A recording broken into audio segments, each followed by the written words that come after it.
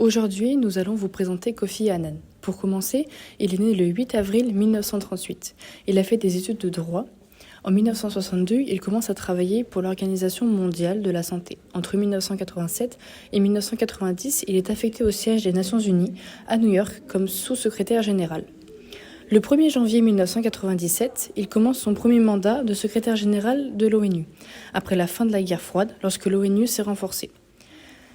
Les réussites de Kofi Annan durant son premier mandat sont la médiation entre Bagdad et les États-Unis et Royaume-Uni en 1998.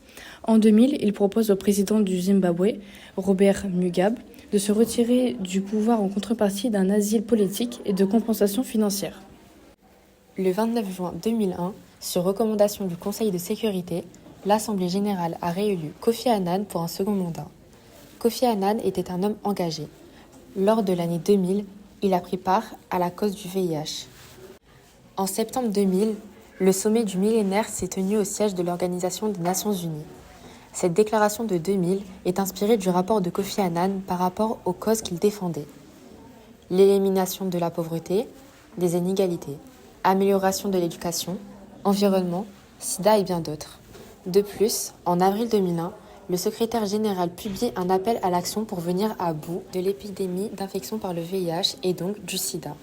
C'est alors que le 10 décembre 2001, Kofi Annan reçoit le prix Nobel de la paix.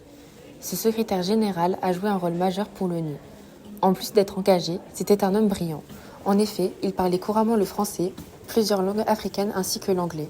Cependant, Kofi Annan a connu des échecs. Il n'a pas pu empêcher l'entrée en guerre des États-Unis en Irak en mars 2003, malgré l'opposition de l'ONU, ainsi que le génocide au Rwanda en 1994.